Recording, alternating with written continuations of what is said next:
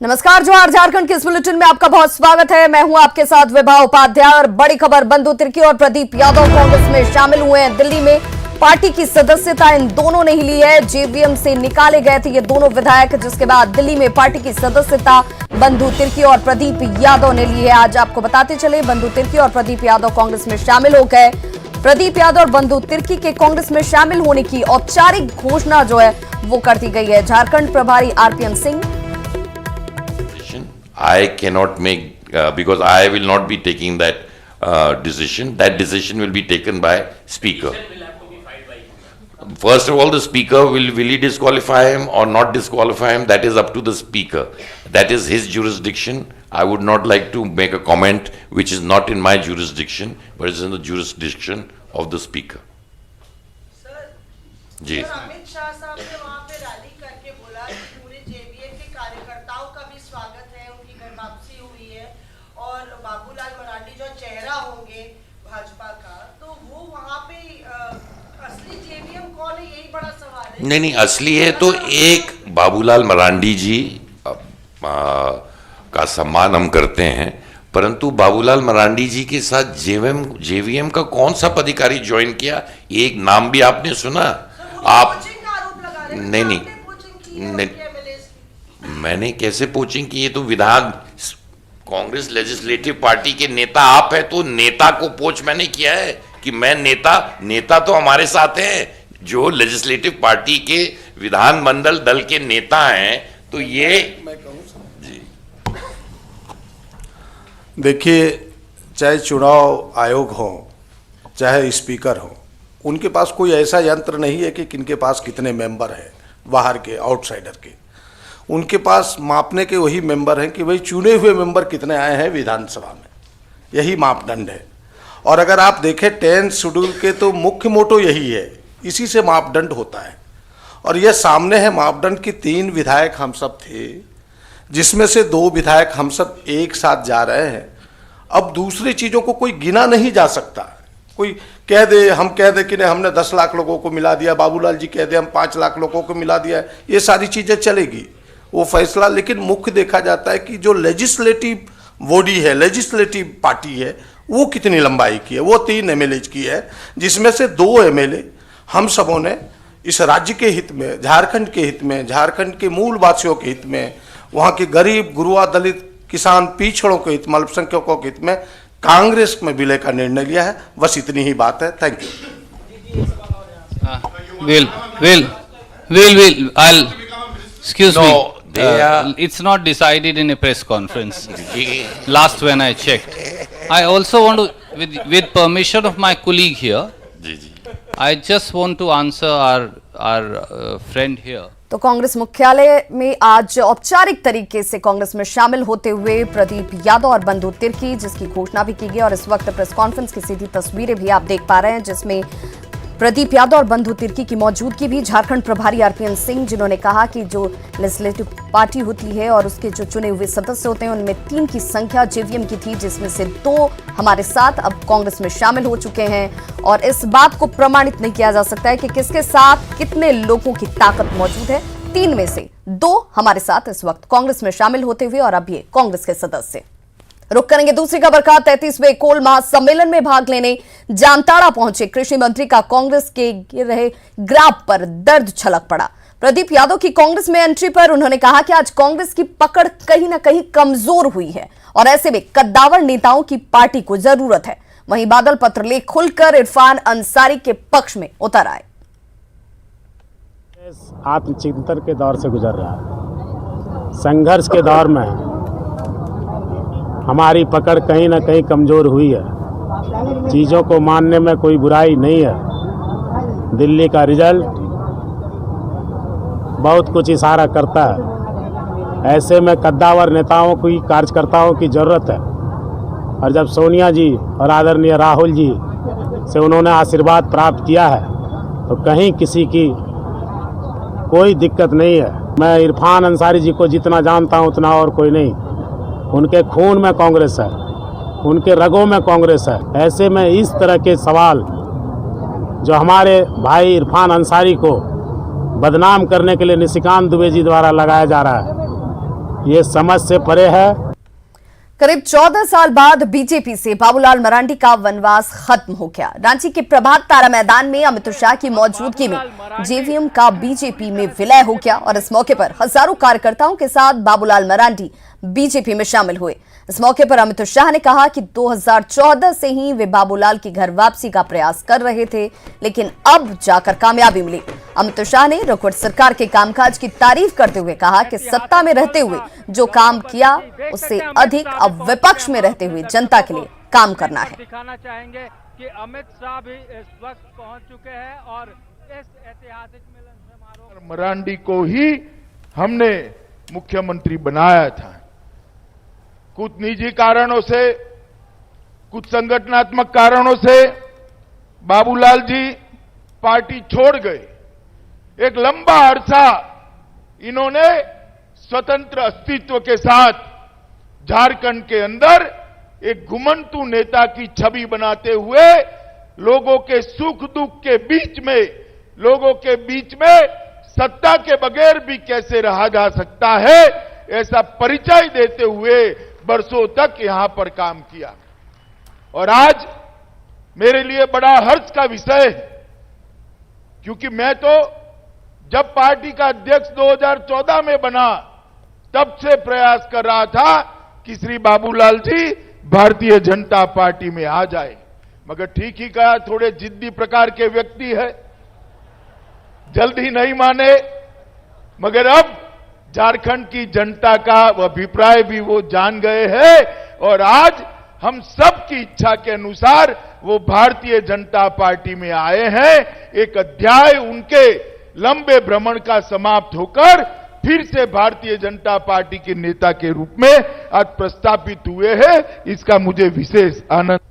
झारखंड की जनता ने जो जनादेश दिया है, भारतीय जनता पार्टी वो जनादेश का सम्मान करती है और हम झारखंड की जनता को भरोसा दिलाते हैं कि सत्ता में रहते हुए जितना काम किया उससे अधिक काम विपक्ष में रहते हुए सत्ताधारी पार्टी के कान पकड़ने का काम ये भारतीय जनता पार्टी करेगी। भारतीय जनता पार्टी प्रदेश सरकार जो अच्छाई के लिए करती है, लोगों के विकास के लिए करती है, गरीब के विकास के लिए, आदिवासी के विकास के लिए योजनाएं लेकर आती है, उसका तो समर्थन करेगी, परंतु भ्रष्टाचार, नक्सलवाद और आतंकवाद की बढ़ोतरी करने का जो प्रयास हो रहा है उसके खिलाफ डटकर मुकाबला भी करेगी और उसका जवाब भी घड़ियों में भी देगी, सदन के अंदर भी देगी। तो वहीं बीजेपी में वापसी के बाद बाबूलाल मरांडी ने कहा कि आज तक वे जहां पहुंचे हैं इसके लिए बीजेपी और संघ कार्यकर्ताओं का योगदान है। उन्होंने खुद को झारखंड की जनता का ऋणी बताया, साथ ही ताकत देने की अपील की ताकि जनता की सेवा करते रहें। बाबूलाल मरांडी ने कहा कि बीजेपी एक कार्यकर्ता आधारित पार्टी है और इसीलिए उनकी पसंद भी है। उन्होंने इसके साथ ही आम जनता के लिए सर्वसुलभ रहने का भी दावा किया। साथ ही कार्यकर्ताओं से बीजेपी को फिर से उसके सर्वोच्च स्थान पर पहुंचाने की अपील की। कि अगर देश में कोई एक पार्टी है जो कार्यकर्ता आधारित पार्टी है तो वो भारतीय जनता पार्टी है, विचारधारा के आधारित पार्टी है तो वो भारतीय जनता पार्टी है। तो स्वाभाविक रूप से हमारी जो पसंद होगी दिल से वो विचारधारा की पसंद होगी, कार्यकर्ता आधारित पार्टी की पसंद होगी। और इसलिए आज भारतीय जनता पार्टी फिर से हम अपनी जहां से हम चले थे वहीं फिर हम वापस चले आए हैं। और मैं आप सबको यह विश्वास दिलाता हूं कि जो साथ में रहे उन सबको भी, आपके लिए जैसा पहले हमारा दरवाजा खुला रहता था, आगे भी आप सब लोगों के लिए यहां उपस्थित है पूरे झारखंड की जनता के लिए दरवाजा हमारा सदैव खुला रहेगा। हमारी जहां भी जिस रूप में जरूरत होगी आप आएंगे तो बाबूलाल मरांडी आपको वहां मिलेंगे। ये मैं आप सबको विश्वास दिलाता हूं कि हम सब लोगों के ऊपर जो भी आज जिम्मेवारी है इस प्रदेश में, हम सब लोगों को अब एक एक गांव और गलियों में जाना है। आने वाले जो 4 साल है हम सब लोगों को मेहनत करना है, परिश्रम करना है, जनता के हमें विश्वास को जीतना है और मैं विश्वास के साथ कह सकता हूं, हम सब इतनी बड़ी ताकत है यहां पर, और देश के आज यशस्वी प्रधानमंत्री आदरणीय मोदी जी का साथ और आम लोगों के बीच में यहां भाई अमित शाह जी उपस्थित हैं। निश्चित रूप से झारखंड प्रदेश को और पार्टी को भी मार्गदर्शन और सहयोग मिलता रहेगा, तो निश्चित रूप से झारखंड में भारतीय जनता पार्टी फिर से अपने उसी स्थान पर पहुंचेगी जहां पहले थे, उससे कहीं और मजबूत होकर के पार्टी निखरेगी। झारखंड विकास मोर्चा का बीजेपी में विलय पर जेएमएम के केंद्रीय महासचिव विनोद पांडे ने कहा कि आज का विलय औपचारिकता मात्र है। उन्होंने बीजेपी पर भी तंज कसते हुए कहा कि विश्व का सबसे बड़ा राजनीतिक दल होने का दावा करने वाली बीजेपी सदन में बिना नेता प्रतिपक्ष के है और संगठन में बिना प्रदेश अध्यक्ष के। जेएमएम नेता ने कहा कि बाबूलाल मरांडी जो अपनी पार्टी की दशा नहीं सुधार सके, वो बीजेपी की स्थिति क्या सुधारेंगे। भारतीय जनता पार्टी की स्थिति आप देख लें कि आज तक विधानसभा चुनाव होने के बाद, सरकार गठन होने के बाद, जब विधानसभा का सत्र प्रारंभ हुआ, उस समय से लेकर के आज तक वो नेता प्रतिपक्ष का चयन नहीं कर पाई। प्रदेश अध्यक्ष विहीन प्रदेश कमेटी चल रही है, प्रदेश अध्यक्ष का चयन भी नहीं हो पाया, और आज वैसे व्यक्ति को दल में शामिल किया जा रहा है जो व्यक्ति अपने दल को संभाल नहीं सका। जमशेदपुर शहर के 100 साल पूरे होने पर टाटा स्टील और राज्य सरकार की ओर से शताब्दी समारोह का आयोजन किया गया, जिसमें उपराष्ट्रपति वेंकैया नायडू ने जमशेदपुर पर आधारित डाक टिकट का विमोचन किया। साथ ही कॉपी टेबल बुक का भी उन्होंने अनावरण किया। 1919 में काली माटी का नाम जमशेदपुर पड़ा था। उपराष्ट्रपति ने एथिक्स और कार्य संस्कृति के मामले में टाटा घराने की पुरजोर प्रशंसा की। साथ ही जमशेदपुर की हरियाली का बखान भी किया।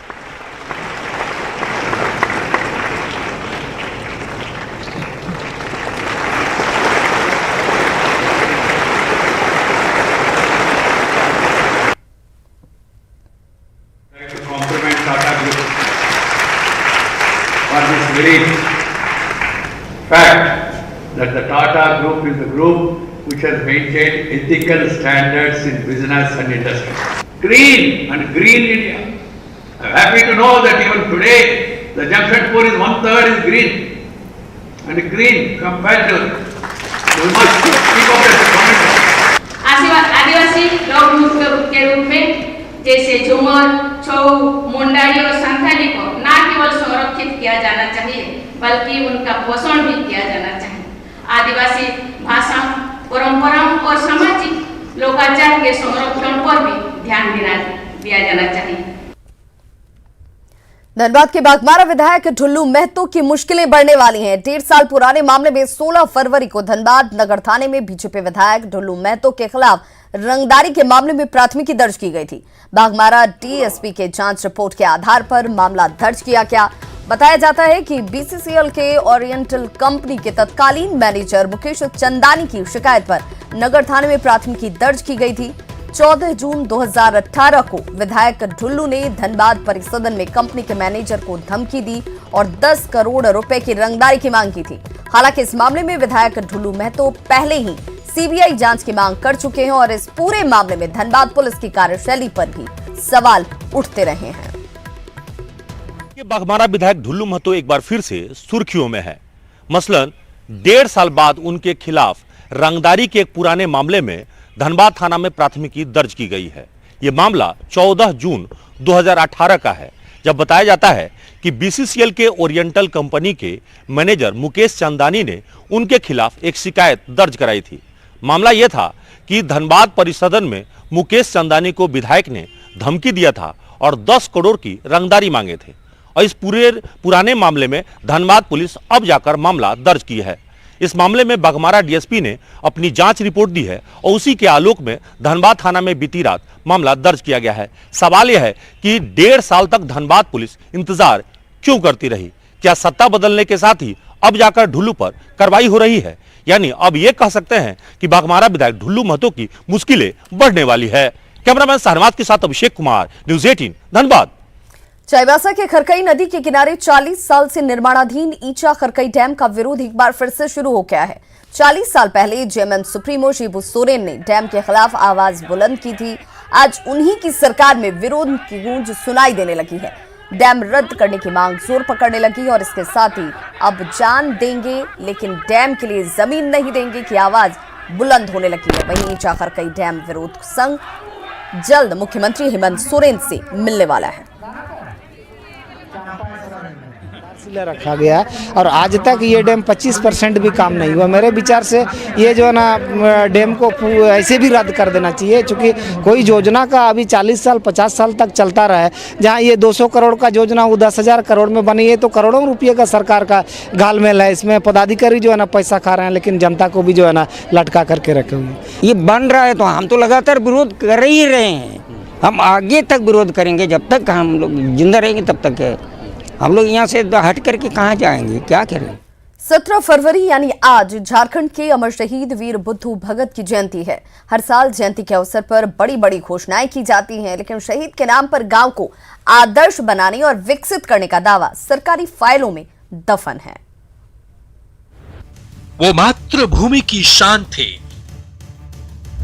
वो जल जंगल की जान थे, वो तीर धनुष से निपुण थे, वो कोल विद्रोह के नायक थे, वो वीरों के वीर बुद्धू भगत थे। कोल विद्रोह के जननेता अमर शहीद बुद्धू भगत, जिन्होंने ब्रिटिश हुकूमत की दमनकारी नीति के खिलाफ क्रांति की मशाल जलाई और उस लौ को कभी धीमी नहीं होने दिया।